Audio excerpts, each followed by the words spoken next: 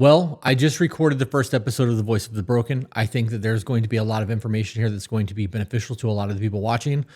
I feel like I need to give a disclaimer because of the heavy topics of this podcast. I want you guys to be fully aware that the episode you're about to listen to is going to talk about self-harm, drug abuse, attempted suicide, and at times it gets kind of dark. I think that this is probably going to be a mild episode compared to some of the stories that we have ready to go. And I will continue to give disclaimers at the beginning of the episode as to what the content is going to be that you're watching so that you guys are fully aware of what's coming. Good morning, guys. So by we, I mean I am. This is the first episode of The Voice of the Broken. I have no idea what I'm doing. I have no idea how this is going to pan out, if this is going to work or not, but I know that I am being called to do more than I am. I feel like I'm being called to do more men's content, the way that Peaches has kind of been doing the garden stuff, and I am starting here. So I have created a new website, thevoiceofthebroken.com. I have created a new YouTube channel, or I will be creating a new YouTube channel by the time you see this. I am going to be making content solo. I do not have Peaches here. In the event that I can get other men to be on the podcast or Zoom, I may do that. But right now, this first episode is solely me. The content is going to be very similar to what we do with To Be Better. I'm going to be reading an email that was submitted by one of our I really hate calling them fans, but one of the people who support our show. And I'm going to read the horrible life experience to success. There's going to be a lot of dark conversation. I haven't even read the email yet. Our screeners put it together. I believe that it's ready to go. So I need to give a disclaimer. There's going to be dark subject matter in this. There's going to be talks possibly of DV or SA. There's going to be discussions of Control-Alt-deleting themselves. And I'm going to read the email as it is. And if that means that this can't be monetized, fuck it. I'm not looking to glorify these things. I'm looking to give young men a window into the lives of people who have overcome what they are currently going through. Because I am one of those people. I get emails all the time about how inspiring I am and how people look up to me and they want to follow in my footsteps. And I don't want you guys to follow in my footsteps. I want you to overstep all of my shortcomings and level up so much faster than I did. I'm 43 years old. I've made a lot of fucking mistakes in my life and I have a lot of I could have done better when I look back. They're not regrets. I don't have resentment to my past. I am very happy with who I am and I know that I had to walk through hell to get here. And that path has now been carved. I can give somebody directions so that they don't have to get the shortcuts or they don't have to hit the dead ends that I hit.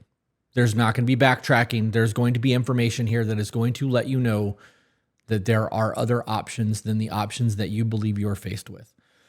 So with that being said, if you guys would like to submit your story, you can go to voiceofthebroken.com. Click on the email. It'll open a new tab. It'll create a subject line. It'll send the email through. Our screeners will read it. We'll go from there. Your email needs to be as detailed as humanly possible.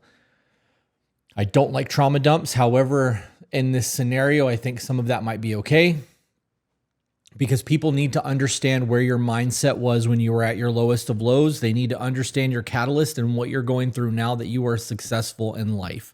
And success is going to look different for everybody. It's not necessarily I make money. It may not necessarily be I'm a good dad, although that's success to some people. It could be that I have peace. That's my success. I'm at peace. So without further ado, I'm going to just jump into this. This email is about 6 pages long.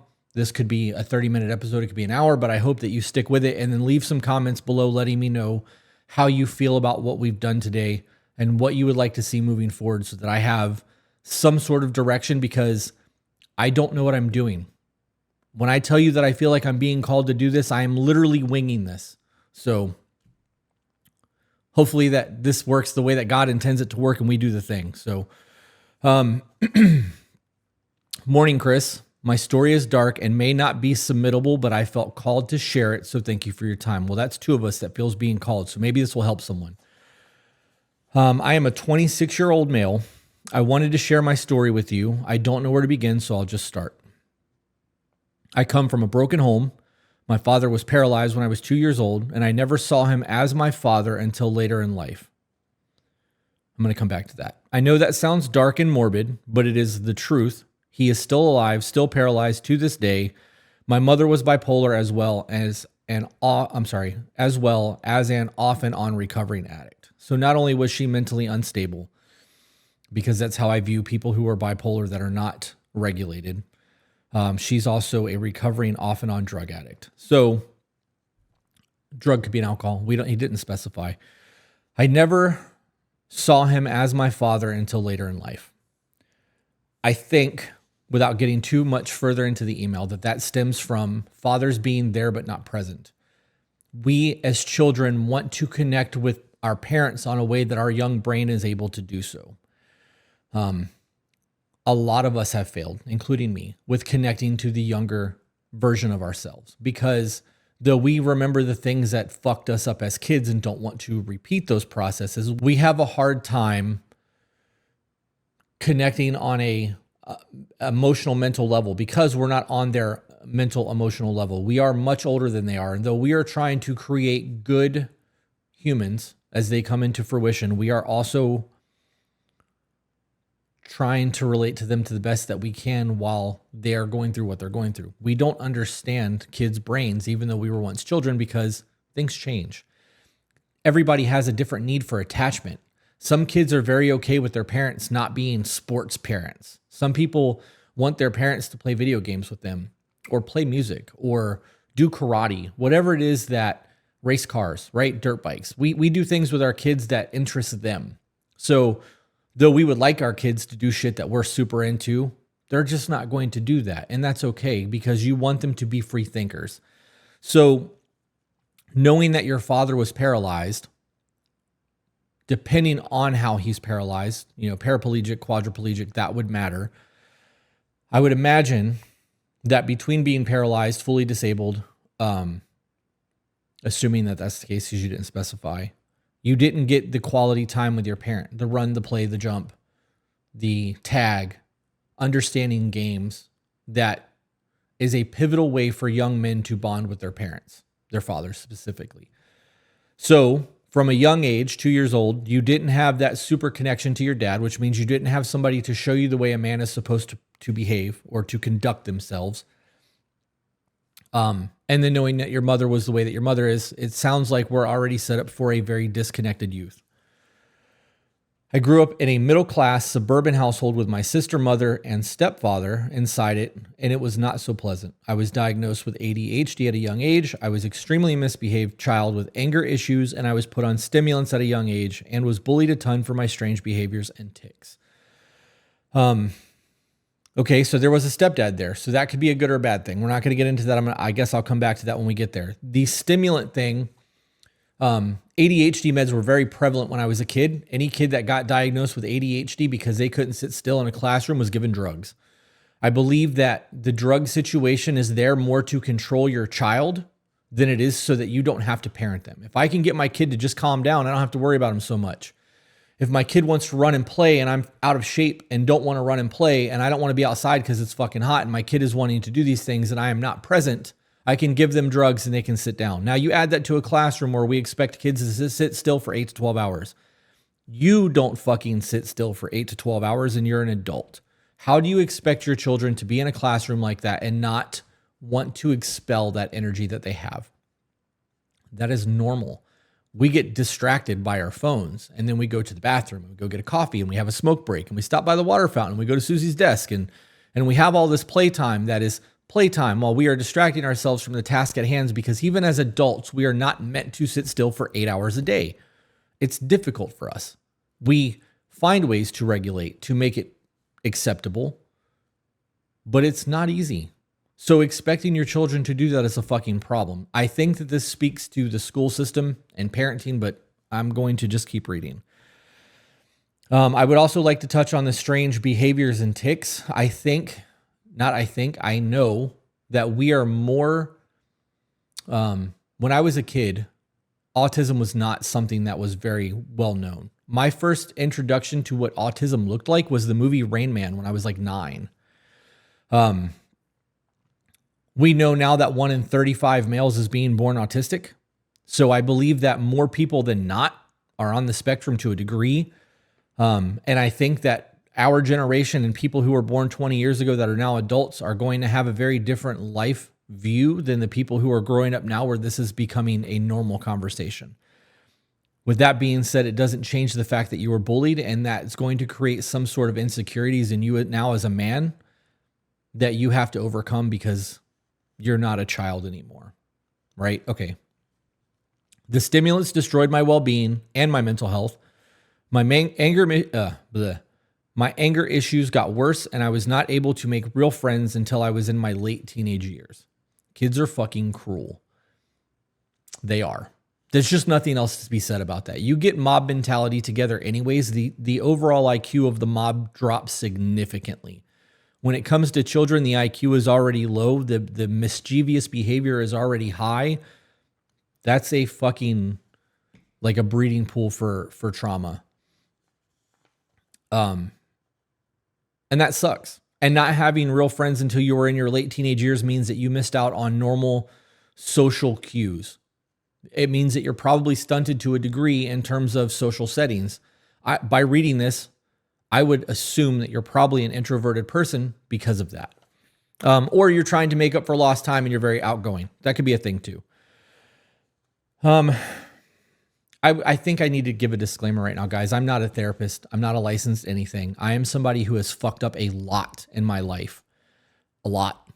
Over the last 5 years, I've done a whole lot of work on myself. I've done a lot of self-help books. I've done therapy. I've done a whole lot of things to improve my quality of life and understand to the best of my ability the human experience. I'm giving that to you based off of my opinion. They are solely opinions. I'm not here to diagnose or treat anything. I'm just giving you guys my outlook. Hopefully it helps some of you. You can think this is a total fucking waste of time, and that's okay too. He then went on to write, when I was 13, my stepfather was diagnosed with congestive heart failure. I consider him to be the male father figure in my life and did the best that he could with the restraints my mother had put on him, protecting me from real discipline and, in my opinion, coddling and enabling my bad behaviors. Okay. So it sounds to me like there's a little bit of resentment there. Coddling you and enabling your bad behaviors. I'm curious what your idea of discipline is. He did the best he could with restraints, with the restraints my mother had put on him, protecting me from real discipline. Do you mean being spanked? Because discipline looks different. There's a difference between discipline and punishment, right? If you are disciplining somebody, you're trying to you're trying to correct the behavior. That's discipline. You may have to stand in a corner. You may get spanked, whatever the disciplinary actions are of the parent that is done without malice or anger. And then there's a discussion had to understand the behavior. I'm going to give an example. Yesterday, our daughter wrecked her quad. She wrecked it on the playground, hitting the playground that we had built for her. Hit her leg, didn't no damage. She's perfectly fine, but she broke the playground that we bought. And this was after I gave both her and her brother instruction to ride around the property so that they can avoid all obstacles and just practice going in basically a square. You have 4 turns, 4 straightaways. It's super simple because they were doing donuts around the playground. And I knew it was going to happen. I addressed it. And then 3 seconds later, she did exactly what I told her not to do. And I took the thing from her. She got super upset, cried. I sent her in the house, took the quad away from our son as well, even though he had nothing to do with it because this is a lesson for both of them to learn. I put everything away. I got on my quad, rode all my bikes so that I could get gas moving, trying to just make sure that everything is maintained. Came in about 35, 40 minutes later while she was calm. Talked to her a little bit. She didn't quite understand what was going on, so I waited until today. Today, I went into her bedroom while she was cleaning her bedroom. She's home from school sick today. And I said, do you understand what happened yesterday? Keep in mind, she's 5. She said, I got in trouble because I hit my playground. I said, no, you didn't get in trouble. You could have gotten hurt. I wasn't mad at you.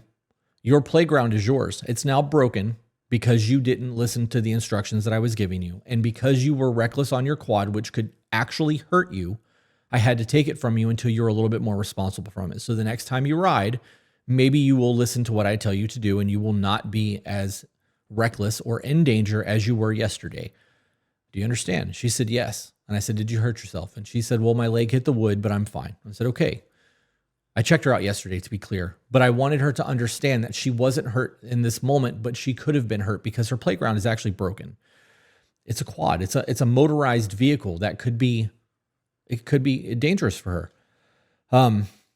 So there is a difference between discipline and punishment. So if you're looking at it from real discipline, that could be a problem. However, if they protect you from being punished, punishment, in my opinion, is a fuck you because I'm angry, right? This is a revenge thing. If you are being punished, it's coming from a place of frustration, anger, and malice, not from a place of you need to understand why this is not okay. So we don't punish, we discipline. He then wrote, we moved out of state to start over, and with the last of his financial successes, he then went on to write, we moved out of state to start over, and with the last of his financial success, he built us a house. Good man.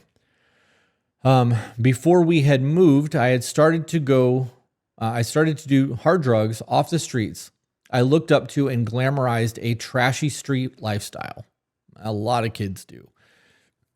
We tend to step away from the roles that our parents try to instill in us, and we are sold a dream of a lifestyle to become a consumer. So that trashy street lifestyle, though it is revolved around drugs, there is a look and an attitude that comes with that. And as we fall into that with music and television and the social circles that we choose to align ourselves with, we spend the money to fit the idea of what that is.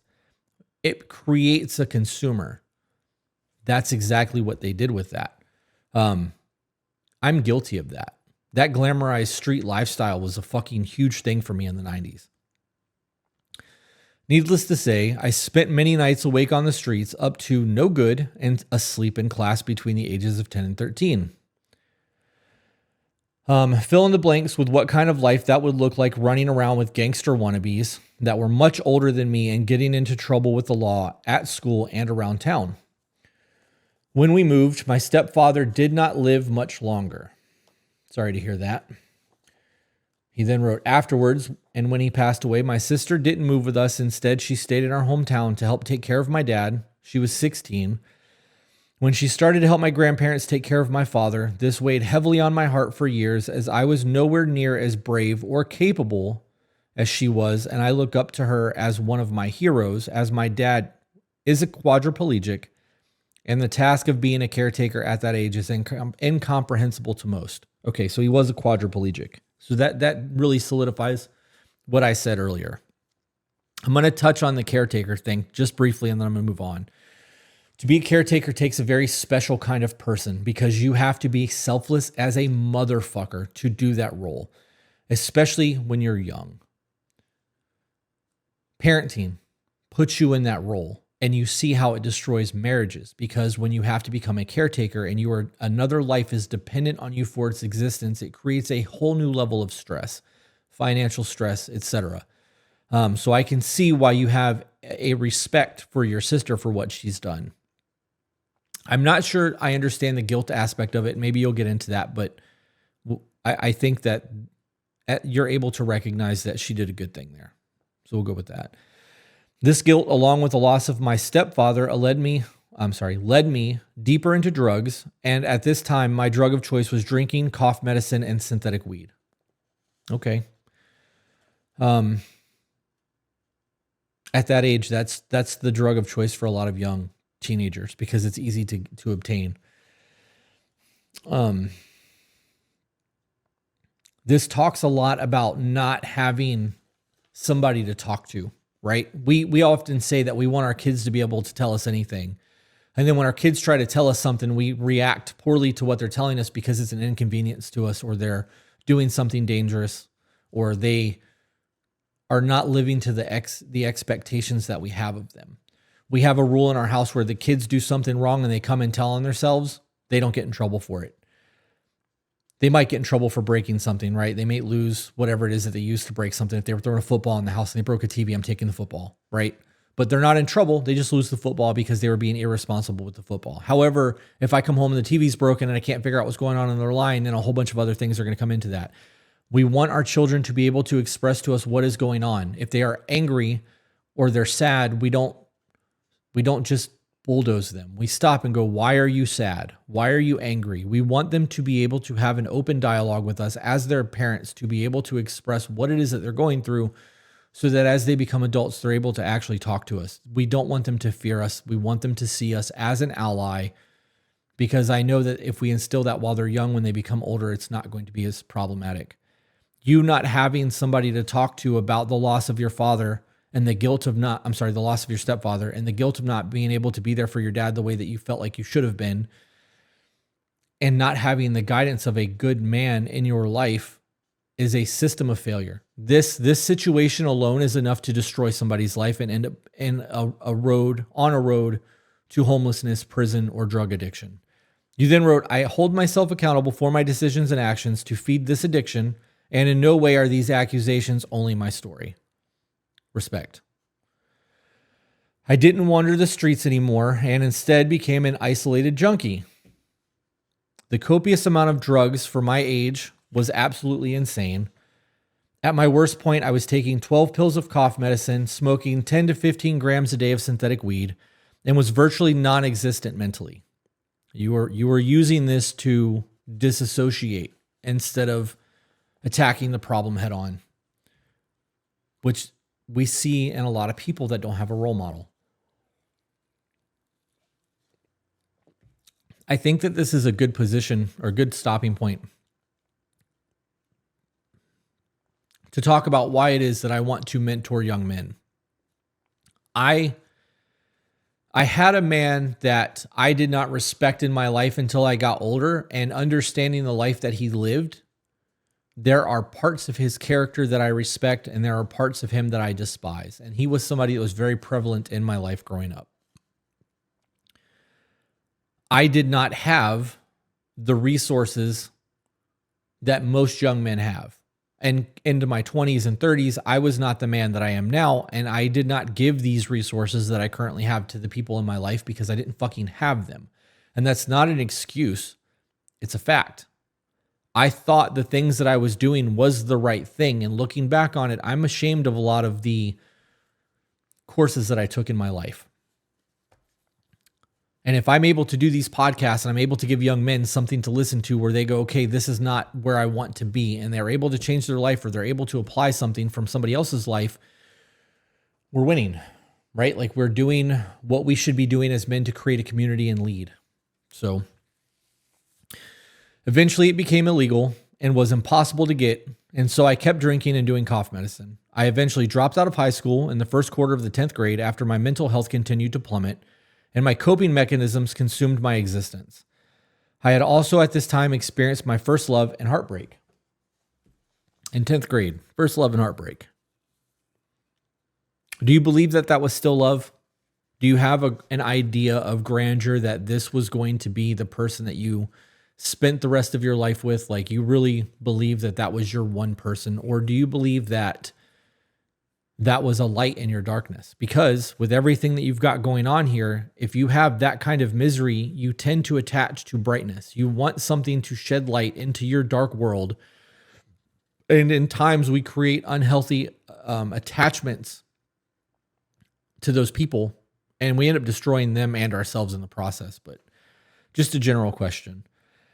He then wrote, I remember a key moment when I went to the school guidance counselor and began to express that I wanted to commit suicide and started harming myself as I felt a burden to the world and my family. To this day, I remember what she said to me, you would have done it if you were going to. Oh my God. Wow. I agree with that, but I don't believe that's something you say to a 10th grade teenager. I would view that at his age, when this happened, I would have taken that as a challenge. And I probably would have been like, I'll fucking show you. There's no empathy there. That sounds very cold to me. and I don't believe in coddling. I really don't believe in coddling people. I want them to see the course of their actions, right? I would have much rather have had a conversation than to just drop that fucking line. That's such a harsh thing to say to a child. And at 10th grade, you're still a child. You might think you're a fucking man, but you are still dependent on those around you to survive. I remember extremely violent internal thoughts when she said this to me, but I bit my tongue, I clenched my fist, and I told her I'm dropping out and to call my mother. We spoke for a short while, and my mother was crying and begging me to stay and try. Eventually, she agreed and let me drop out when I expressed the extent of my mental health and what I was incapable of continuing. That I was incapable of continuing. My mother didn't know what to do. I don't blame her at all, but she was enabling a lot of my habits as well as some of the other elders around me. So this is a normal thing, right? Parents with addiction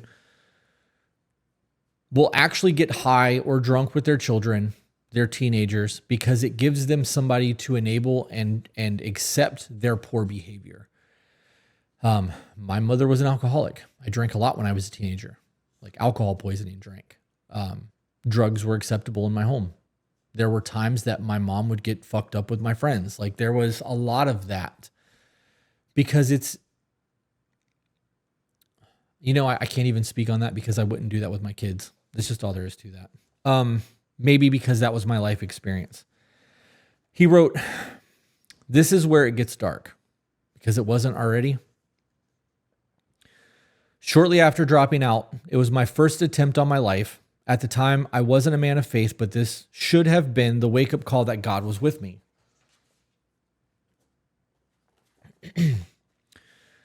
There is no way I should have survived without a stomach pump.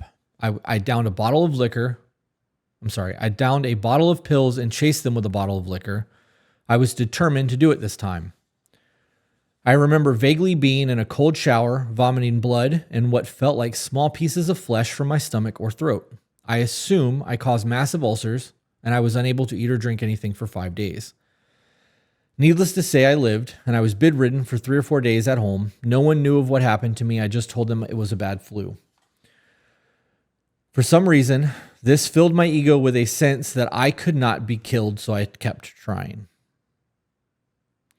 From hanging myself to cutting myself open, shit would happen to where it felt like miracles prevented it every time. Fast forward some years ago, at the age of 17, I decided I'm making sure this time I call 911 and tell them I'm doing it and my body will be in the driveway and not to let my mother see me. I walked to the kitchen after a couple minutes, grabbed a fillet knife, and started toward the front door in my underwear, and I saw the lights pull up. An officer steps out of the car and approaches the front door and tells me it's okay. I was surprised he didn't pull a gun on me. He talked to me for a moment and really cared. He offered me a hug and please let him help me. After he hugged me, I knew it was time to get help. I'm going to stop because I have a couple things that I want to address. As somebody who has tried to unalive myself, when you make a phone call like that, you are crying for help. At 17 years old, this was your cry for help. You were doing the last ditch effort. We're told that police officers are there to help, right? That we are there, that they are supposed to be there to protect us.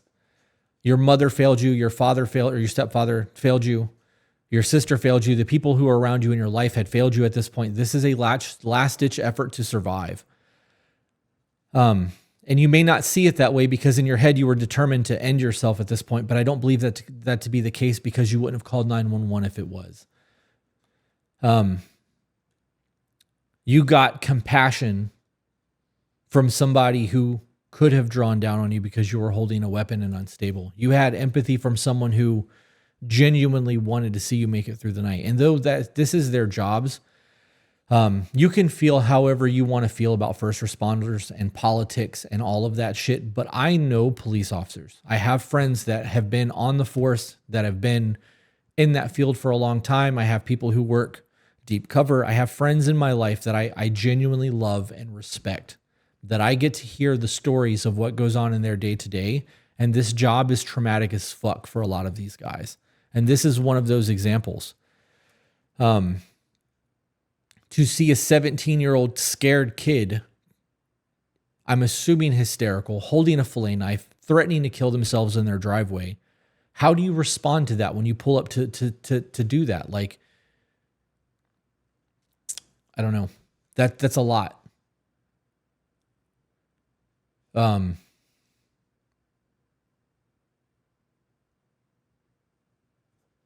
These emails are probably going to make me emotional. So he hugged me. There's a power in that. There's a power in that.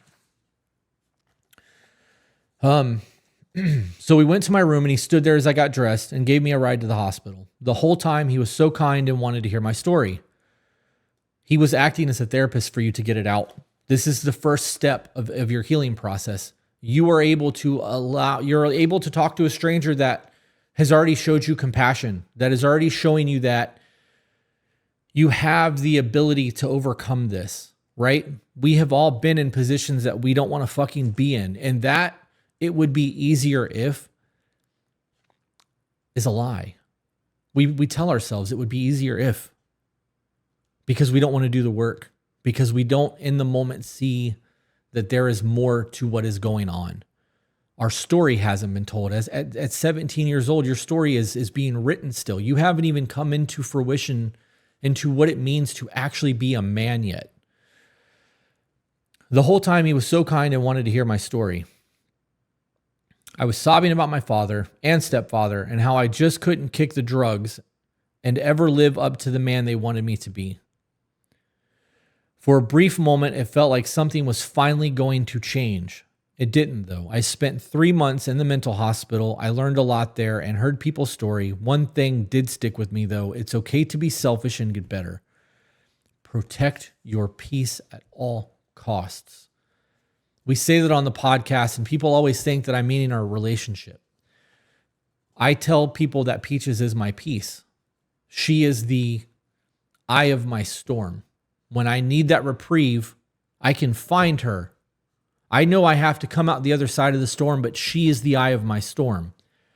That is my peace. So yes, I mean protect your peace and your relationship, but this is what I'm talking about by protect your peace at all cost. You can't do for others if you haven't done for you. People don't deserve more than you are capable of giving them, and that's okay. People don't deserve your worst. They don't deserve your best. They deserve what you're willing to give them. And that's selfish, but that is you protecting your peace. I would also like to point out that spending 3 months in a mental hospital, unless you are able to do the work while you're in there and really commit to what's happening, you're not going to get better. You're a number to those people. You are institutionalized. There are drugs being given to mask what's really going on. There is a therapist there that's to help you, but you are a caseload to them. It's not the same thing as having somebody that you love and trust truly listen to what's going on and offer you advice, which is why young men need mentorship. With the guilt I felt for leaving my sister, with the weight of caring for our father, this helped me in some way. But I'll be damned, I ended up falling in love with a girl at the mental hospital. Trust me, I know, bad idea. We spent 3 years together and I avoided my healing journey. She cheated on me too many times to count, and I just kept taking her back out of lack of self-worth or belief that I deserved better. I believe that you believe that. With everything that you've stated about wanting to get to that point and trying and not having a community of people around that you could follow in their footsteps. Have you guys ever seen the picture of be careful where you walk, son? And then it says to the son looking at the dad,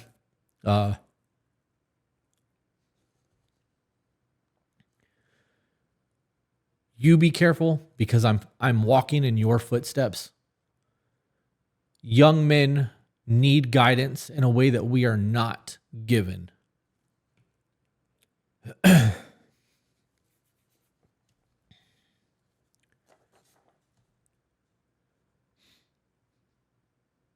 There's no way I could be a therapist.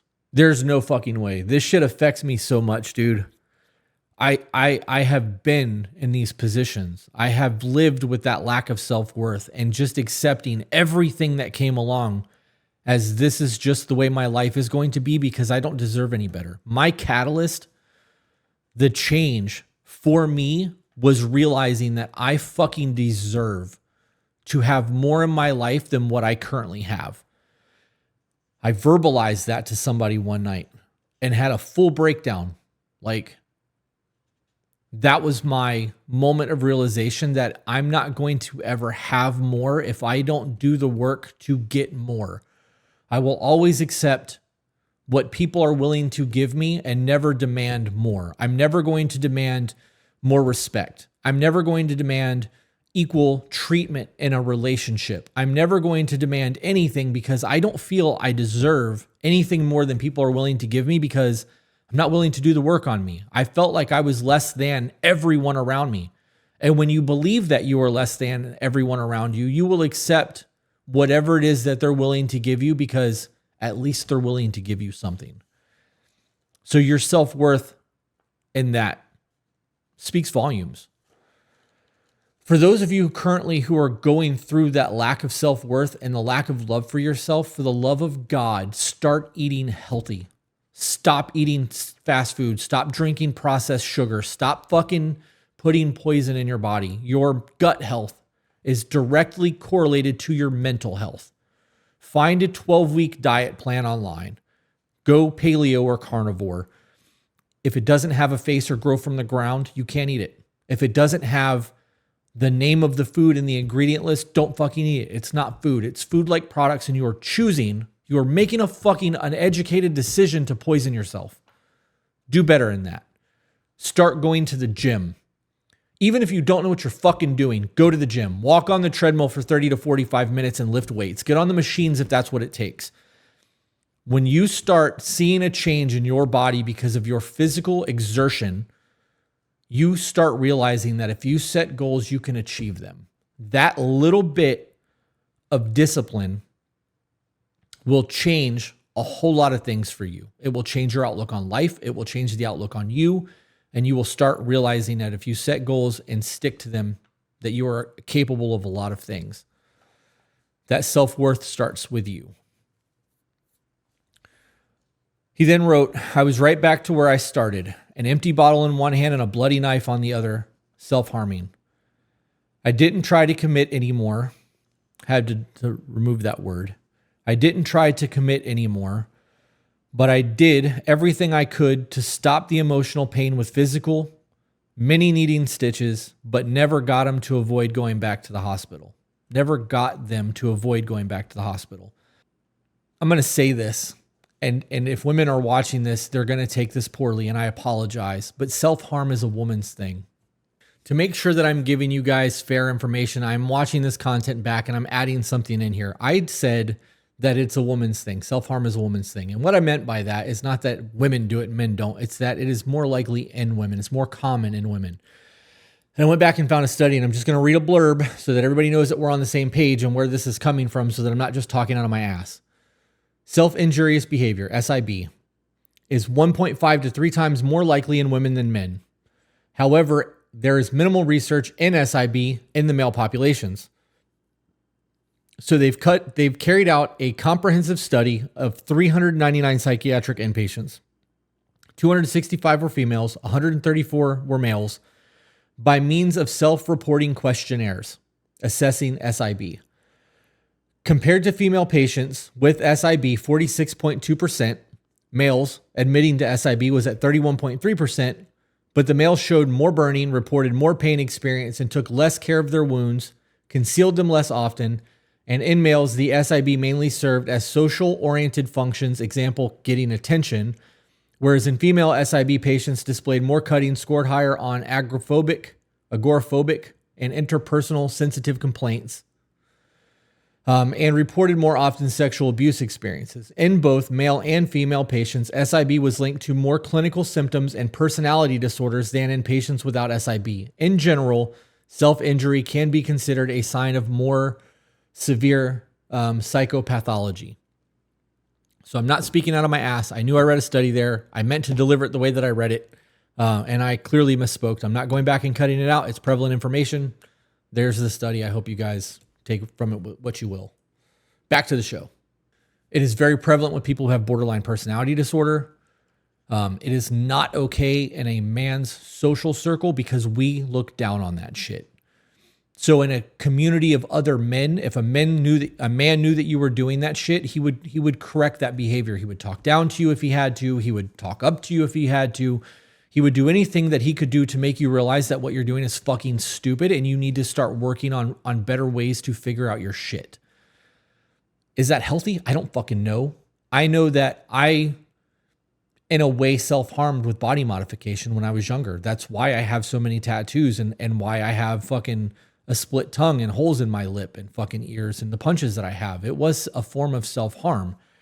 There was an art to it that I absolutely loved and admired, but the dopamine release that I got from doing these things made me feel better for a short time. So I understand this as well. There's better ways to do this.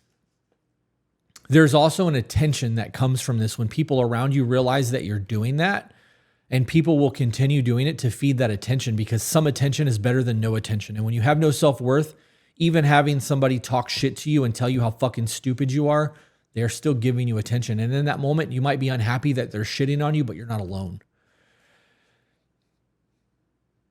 We have to do better, guys.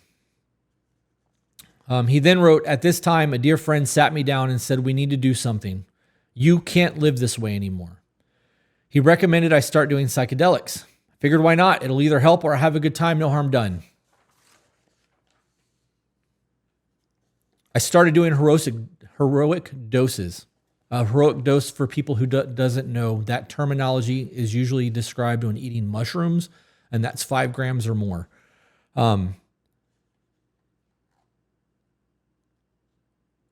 Psilocybin treatment is becoming considered, how do I word this without fucking overstating this? It is going in front of legislation right now. There are states who are decriminalizing the use of psychedelic mushrooms, psilocybin specifically, and it's being used in studies with veterans, PTSD, people who have severe trauma at Johns Hopkins University, I believe Yale, Washington State University, and a slew of other ones. We are getting real life case studies with the use of psychedelic mushrooms. And I am a huge fan of what's coming with this. As somebody who has also done this, that has effectively changed my life. And excuse me, if this becomes legal and you guys are able to get it prescribed to you in your state, I would highly recommend you do your research and talk to a doctor and see what they say. I believe that if the test at Johns Hopkins University goes well, we will start to see treatment centers pop up where you will have guided therapies. If you have guided therapies and you are able to take psychedelics, which have been proven to connect more neurons in your brain that are otherwise not connected, which is why you seem to have more meaning while on them, you might be able to process your shit differently.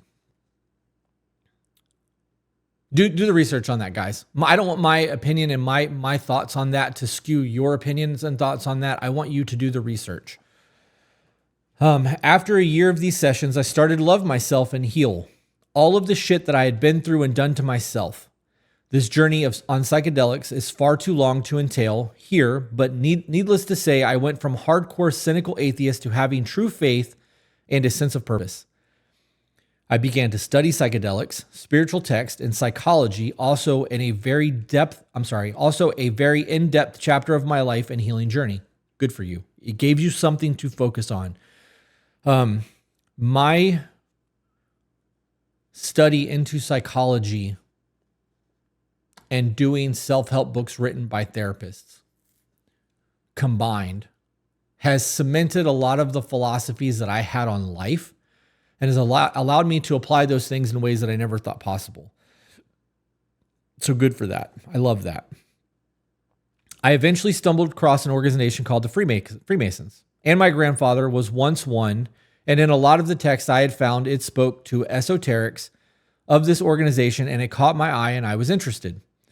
I had gotten a grip on my drinking and have gotten to where I drink responsibly in social environments, only and felt like I was ready to do something more with my life and be of service to my community. I fucking loved that whole paragraph.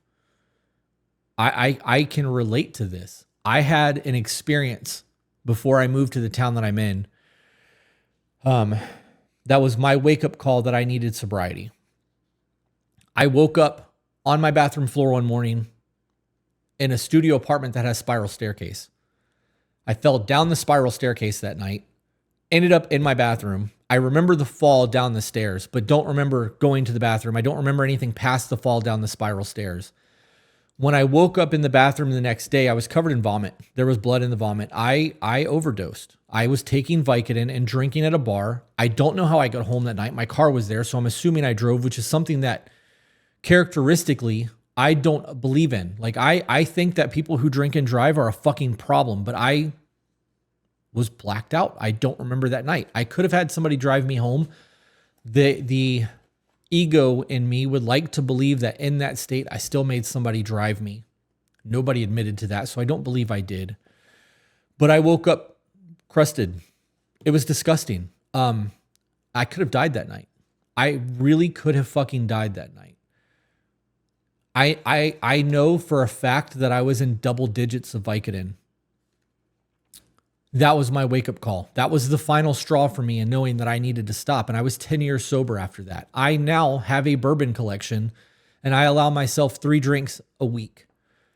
I don't drink those 3 drinks a week. I drink a drink on occasion here and there socially. If I have friends over, I'll have a drink. If I do a live stream every once in a while, I'll have a drink. If I go to a meet and greet, I'll have 1 or 2 drinks because it relaxes me and lets me enjoy the social setting with the people who are there.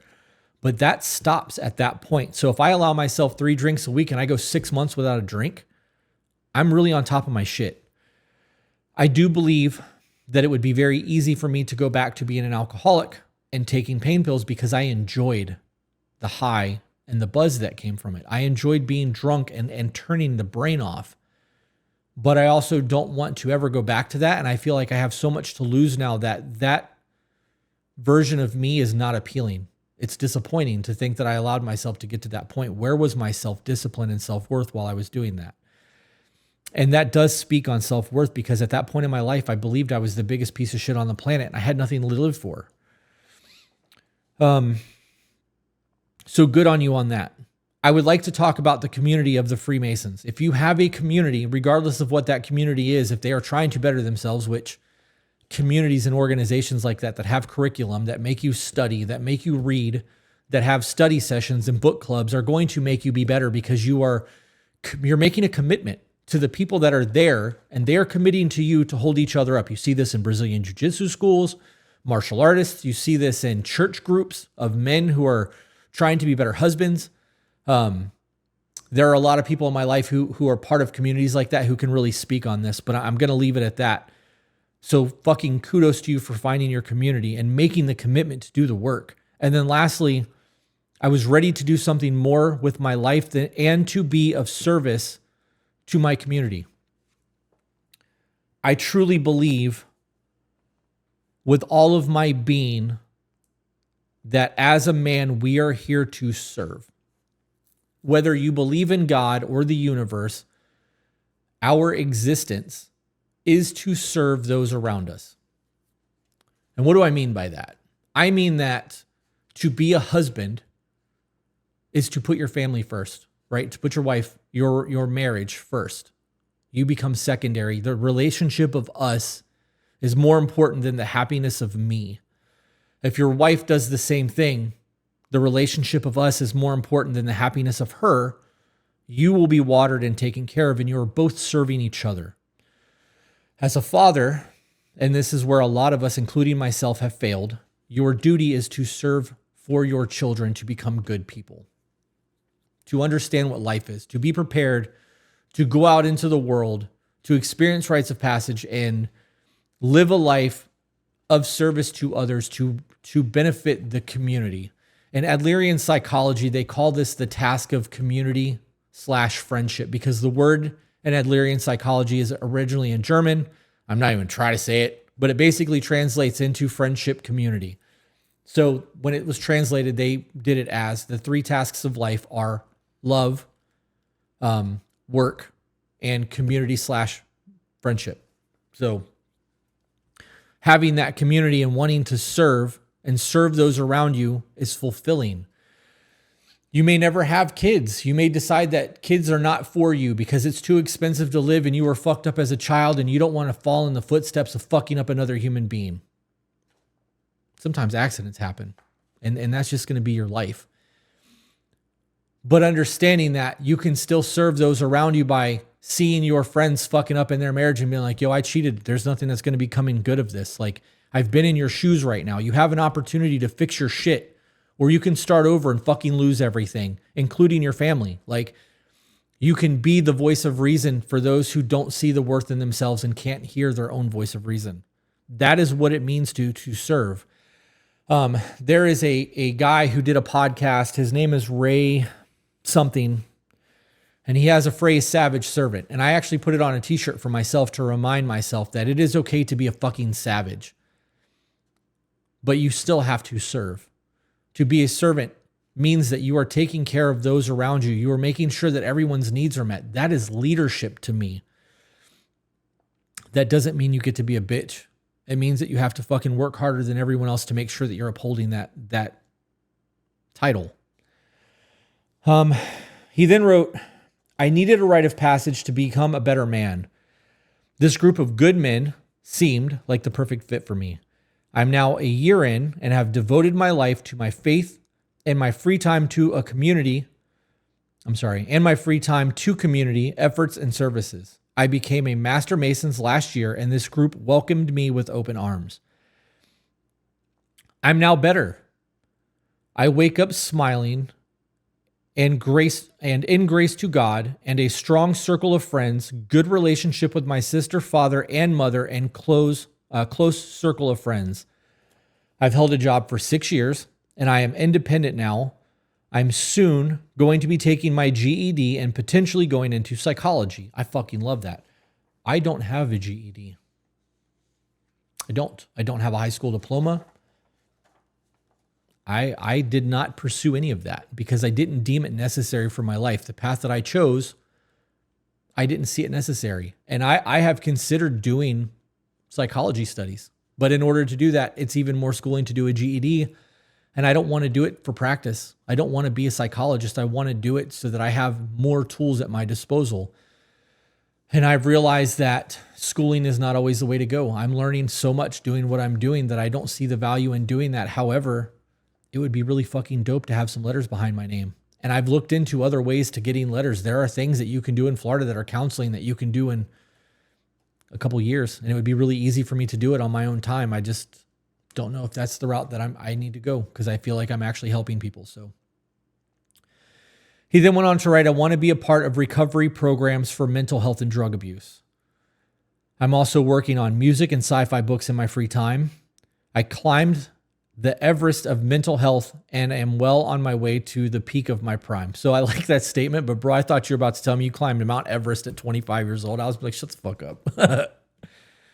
That's a good way to put that, though. I climbed Everest of mental health, and I'm well on my way to the peak of my prime. You don't climb a mountain. You climb to the peak, and then you climb to the next peak, and the next peak, and eventually you'll summit. Some people never fucking summit. Some people get to a point where they're at peace, and they feel like they've reached success. That success could be 15 or 30 miles up. You never know. That success could be enough. I got the view. I got to experience the high altitude. I got to create a bond with the people who are climbing with me. I'm content right now. I'm going to enjoy this for a little while. And if I decide I want to hit the next peak to see if I can see further or be above the cloud line, I'm going to go then. But right now, I'm at peace.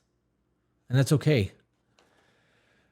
Thank you for reading. Love you both dearly. You and Peaches have helped me heal from relationship traumas and my own toxic qualities. I didn't become a millionaire, but I'm a survivor. And that is more than all the success I could ever have dreamed of. He then left his phone number and said that he would be willing to do a Zoom call anytime Friday or Monday afternoons. I'm going to leave that over here. And I might get to the point where I do Zoom calls, guys. I might get to the point that with these conversations that I might actually want to start reaching out and having an open conversation with somebody so that I can go, what were you going through in that time? What was that really like for you? What was your experience like on psychedelics, right? Because I would like to have a dialogue. So if this story fucks with you guys and you really think that it's a benefit and you would like to see me reach out to this person, let me know. I can obviously set up the Zoom call and maybe we can have a back and forth. And we can talk about things. I don't know how much of like the Freemason conversation, but we can talk about how important community was for him in changing his life. I think that it's important to touch on a couple things too. Everything in life is a direct result to the decisions that you make. Things don't happen to you, things happen. And you assign meaning to what has happened. His sister took care of his dad and he bailed. He's got guilt. He's assigning guilt to him bailing.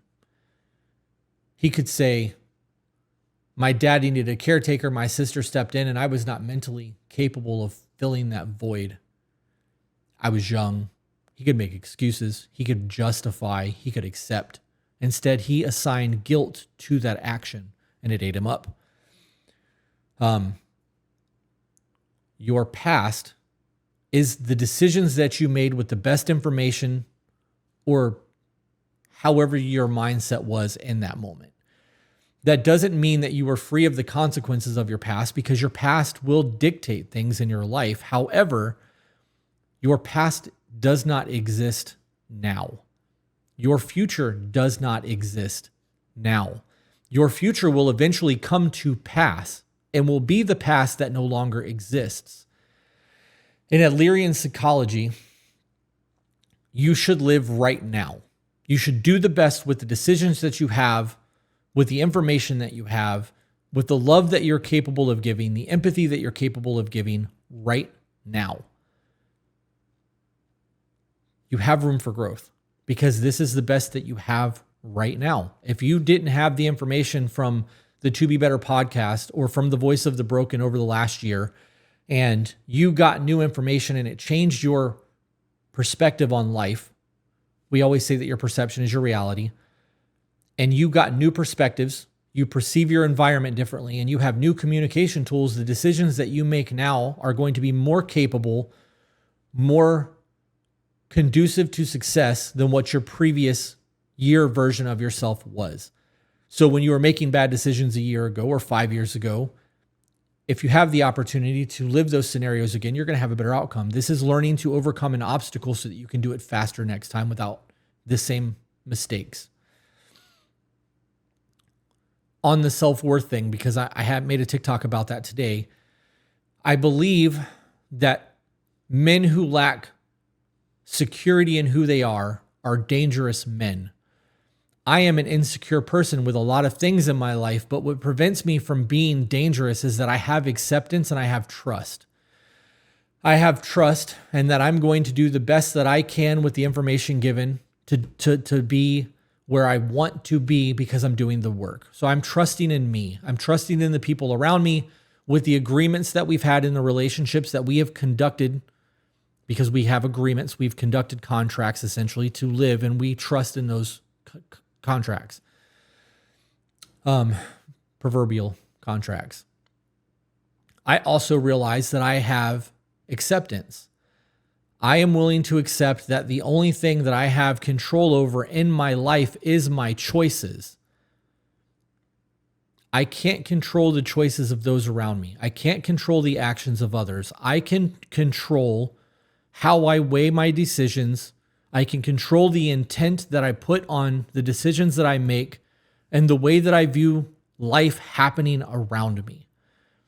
If I don't like the way that life is happening around me, I can choose to react, blow my world up, self-destruct, or I can choose to go, okay, this has now happened. How do what now? What am I going to do about it? Am I going to self-destruct, or am I going to go, okay, here's where I had a choice. I chose poorly. Next time I won't do that.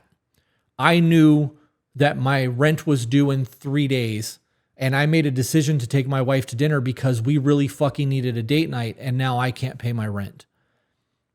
you're going to get hit with a fee for having a late rent. So your choice to put your relationship as a priority might stress you out for not paying your rent, and you may have to pay a late fee, and that might fuck you up for the next month. But if it made your relationship better, was it worth it? Right? Because now you're assigning meaning to why you couldn't pay your rent. It's all how we view the situation. I also heard something today, and then I'm going to wrap this up, that said that life is nothing more than the opinions of those that we agree with. So if you have a community of people and everyone agrees that a virtuous thing to do is to give money to the poor, and in the eyes of all of the people that you are with, you are giving money to the poor when you see them, you all agree that you are living a virtuous life. You have set a standard in the community where other people are holding you accountable to what you agree is virtue, but it is nothing more than the opinions of others, because there could be another group of people who have the opinion that those people can make better choices. They're there because they choose to be, right? And that could be the opinion of others. However, if you're not in that circle of people and you don't align with those opinions and those virtues, you have the ability to move past that and find people who have the same virtues that you have. And those are the people that you want in your circle. You hear the statement all the time of, if you hang out with 6 millionaires, you'll be the 7th.